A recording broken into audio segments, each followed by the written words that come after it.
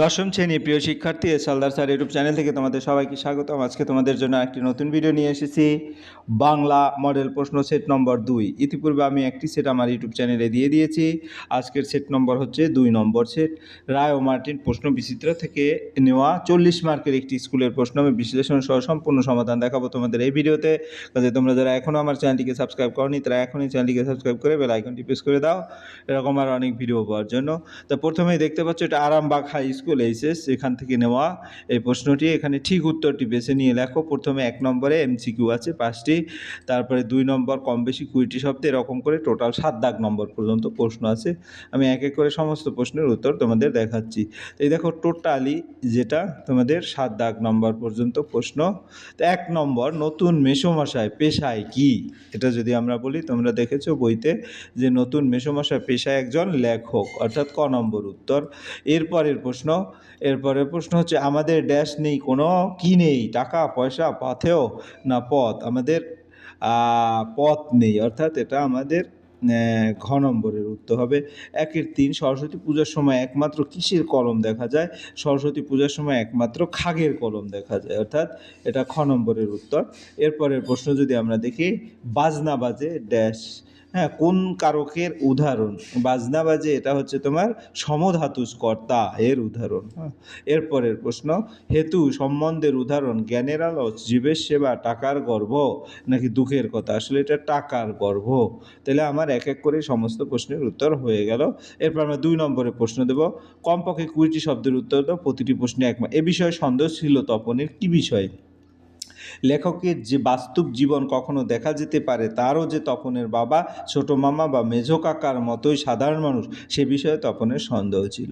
গর্বে কারা অন্ধ? সাম্রাজ্যবাদী শক্তি ক্ষমতা বলে আফ্রিকা সভ্যতার সংস্কৃতি ও মানবতার অপমৃত্যু ঘটিয়েছে, তাই আফ্রিকা কবিতায় তাদের গর্বকে আফ্রিকার গভীর অন্ধকার বনভূমির সে অন্ধ বলে বলা হয়েছে। এরপরে যদি পরের প্রশ্ন বলি, বাংলা একটা কথা চালু ছিল, কি কথা? পাঠ্য রচনা অনুসারে চালু কথাটি হলো, কালি নেই কলম নেই বলে আমি মুন্সি। এরপরে মন্দির থেকে দেবতাদের টুকরো টুকরো হয়ে পড়ে যাওয়ার অর্থ কী? পাবলো নেরুদার অসুখী একজন কবিতা অনুসারে মন্দির থেকে শান্ত হলুদ দেবতারা উল্টে পড়েছিল।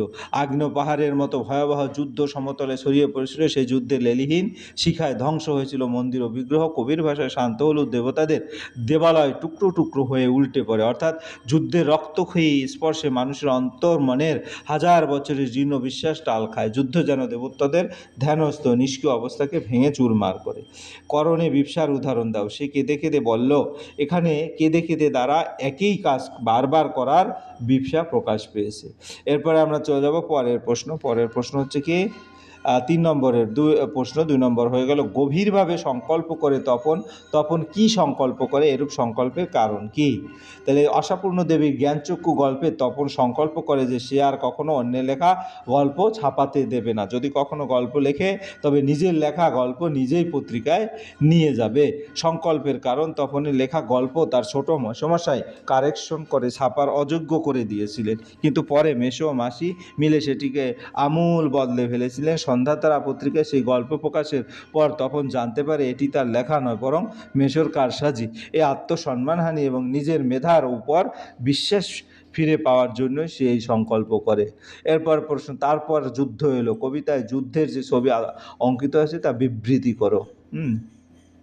পাবলো নেরুদা অসুখী একজন কবিতায় যুদ্ধ এক ভয়াবহ রক্তক্ষয়ী ধ্বংসাত্মক রূপ নিয়ে এসেছিল। যুদ্ধের ফলে শান্ত শহর ছাই ও কাঠকয়লায় পরিণত হয়। দেবতারা হিন্দু মন্দির থেকে নেমে আসে, বিধ্বস্ত হন এবং সাধারণ মানুষের ঘরবাড়ি, স্বপ্ন, নিষ্পাপ শিশুরা নিশ্চিহ্ন হয়ে যায়। এটি মানবতার চরম বিপর্যয়, প্রকৃতির বিনাশের ছবি। অসুখী একজন কবিতায় বর্ণিত যুদ্ধের ভয়াবহ চিত্র, ধ্বংস, অগ্নিকাণ্ড। যুদ্ধের ফলে শহর পুরোপুরি ধ্বংস হয়ে যায়। যেখানে একসময় প্রাণের সঞ্চার ছিল সেখানে এখন শুধু কাঠকয়লা, দুমড়ানো লোহা, মৃত পাথরের মূর্তি পড়ে থাকে। রক্তক্ষয়ী ভয়াবহ যুদ্ধের কোনো সাধারণ ঘটনা ছিল, এটি ছিল রক্তের আগ্নেয় পাহাড়ের মতো, যা সব কিছু একগ্রাস করে নেয়।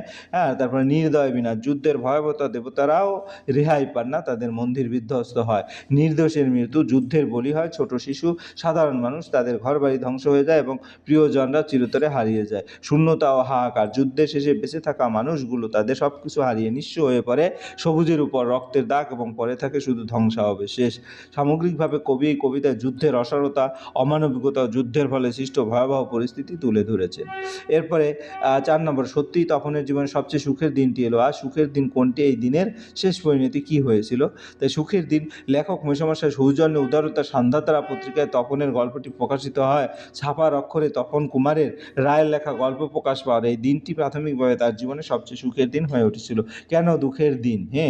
মাসিক উৎসাহ আর প্ররোচনায় তপনের লেখক মেসো সেই গল্পটি সন্ধ্যাতারা পত্রিকায় ছাপিয়ে দেন, কিন্তু পত্রিকার প্রকাশ হওয়ার পর সে দেখে পুরো গল্পটাই মেসো আগাগোড়া নতুন করে লিখে দিয়েছেন। এই গল্প শুধু তার নামটুকু আছে, অথচ সে কোথাও নেই। এই ঘটনা তপনের অন্তর্মনে আঘাত করে। লজ্জায়, অনুতাপে, আত্মসম্মান ও হীনতায় সকলের কাছ থেকে পালিয়ে ছাদের অন্ধকারে একলা দাঁড়িয়েছে কেঁদে ফেলে। নিজের কাছে নিজেই এভাবে ছোট হয়ে যাওয়ায় তার মনে হয় আজ জীবনের সবচেয়ে দুঃখের দিন।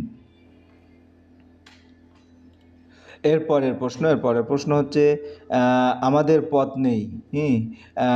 কাদের পথ নেই? পথ নেই কেন? এই অবস্থায় রক্ষা পেতে কোন ব্যবস্থার কথা কবি বলেছেন? উদ্ভ্রান্ত সেই আদিম যুগ উদ্দীপন থেকে নেওয়া হয়েছে। আচ্ছা, যাই হোক, আমি একটা করে উত্তর দিই। আমাদের পথ নেই। শঙ্খ ঘোষের আয় আরও বেঁধে বেঁধে থাকি কবিতায় যুদ্ধ বিধ্বস্ত সাধারণ অসহায় মানুষদের পথ নেই বলে জানানো হয়েছে। যুদ্ধের ভয়াবহতা, ঘরবাড়ি ধ্বংস, শিশুদের মৃত্যু, চরম নিরাপত্তাহীনতার কারণে বাঁচার কোনো পথ অবশিষ্ট নেই। এই ভয়াবহ পরিস্থিতি থেকে রক্ষা পেতে কবি সাধারণ মানুষকে ঐক্যবদ্ধ হয়ে পরস্পরের হাত ধরে একসাথে বেঁধে বেঁধে থাকা পরামর্শ দিয়েছেন। বিস্তারিত।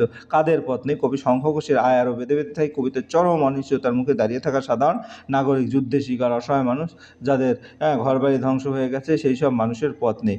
যুদ্ধে সব কিছু ধ্বংস হয়ে গেছে, আমাদের ইতিহাস, ঐতিহ্য, ঘরবাড়ি সব উড়ে গেছে, চারপাশে কেবল মৃত্যু আর ধ্বংসের চিহ্ন, শিশুদের সব।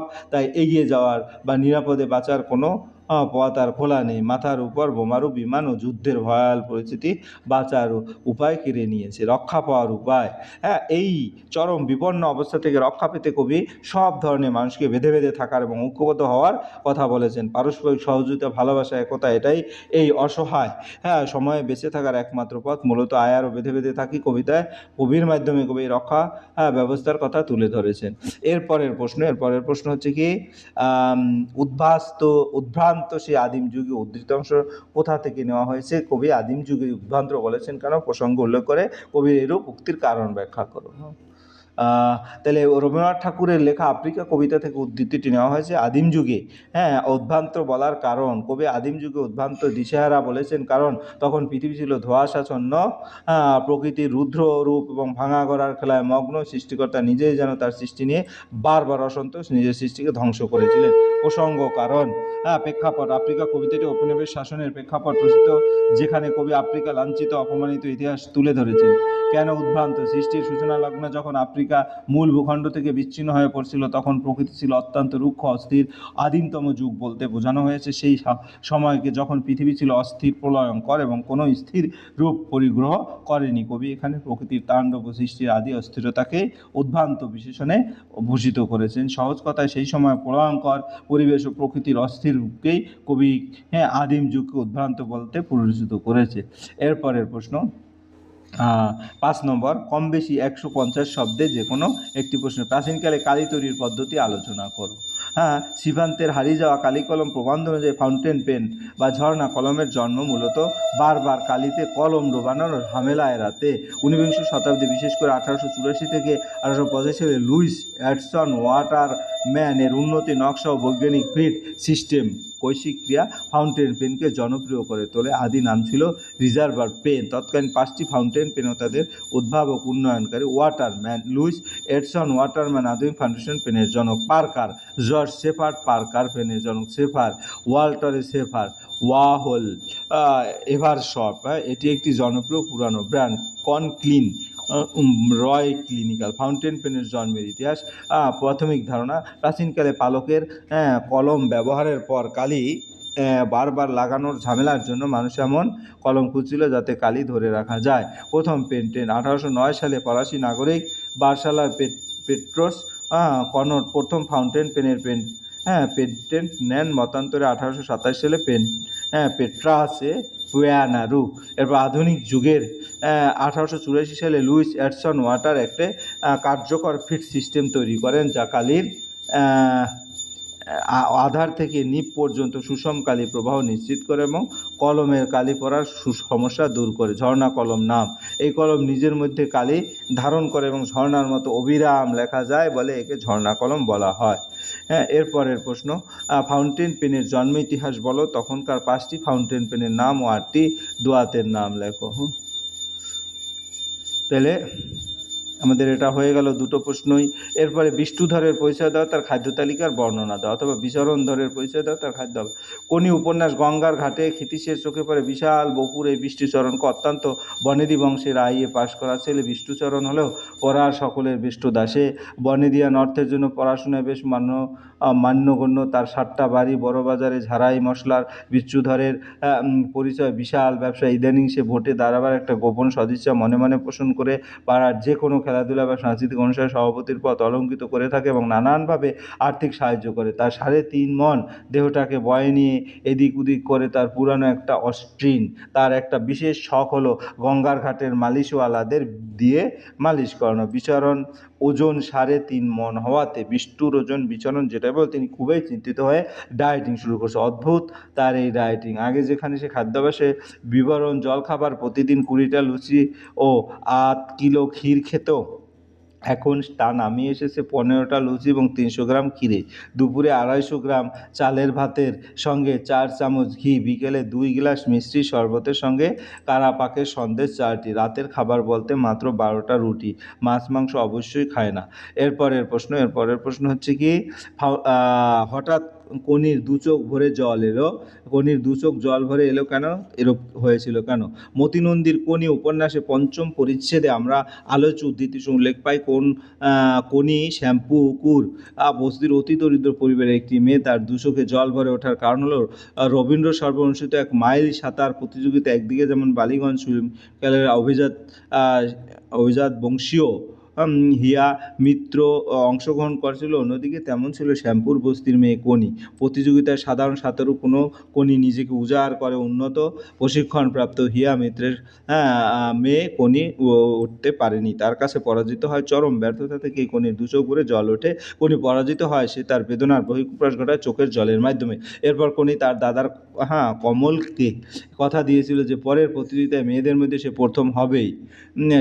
সেজন্য ধার করেও কমল কনিকে একটি কাস্টাম কিনে দিয়েছিল। ক্ষিতীশের কনিকে বলা সাঁতার শিখবে কথাটার মধ্যেই ছিল এক স্নেহভরা ভালোবাসা। কথাটি শোনার সঙ্গে সঙ্গে কনির মনের একটা অংশ তাদের দারিদ্র অবস্থায় এসে ধাক্কা দেয়। সে জানে সাঁতার শেখার তার আশা থাকলেও তার সাধ্য নেই। তাই ক্ষিতীশ এর স্নেহভরা কণ্ঠে সাঁতার শেখানোর প্রস্তাব তাকে দুর্বল করে দেয়, আর অন্তরে সমস্ত ক্ষোভ দুঃখ অভিমান অশ্রু হয়ে দেখা দেয়। কনির জীবনের সবচেয়ে দিশা পরিবর্তনকারী ঘটনা এরপরেই ঘটেছিল। সাদাসিধে পরিবারের কনি যথেষ্ট ভালো সাঁতার জানলেও সে কোনো দিন কোনো প্রশিক্ষণের কাছে সাঁতার শেখার কথা ভাবেনি। কিন্তু তার জীবনের এক পর্যায়ে এসে সে ক্ষিতীশের মতো একজন নিবেদিত প্রাণ প্রশিক্ষকের কাছে শেখার সুযোগ পায়, যে সুযোগ তাকে শেষ পর্যন্ত পৌঁছে দেয় সাফল্যের শীর্ষে। এই ছিল টোটালি প্রশ্ন। এর পরের প্রশ্ন যেটা 7 নম্বরের প্রশ্ন, চলতি গদ্য অনুবাদ করো। The children must be educated somehow if they can not be brought to school, then school must be brought to them. Canada solves the problem school by post and school on way. আমরা line by line যদি দেখি, the children must be educated somehow, শিশুদের যেভাবেই হোক শিক্ষিত করতে হবে। তারপর if they can not be brought to school, then school must be brought to them, যদি তাদের স্কুলে আনা না যায় তবে স্কুলকেই তাদের কাছে নিয়ে যেতে হবে।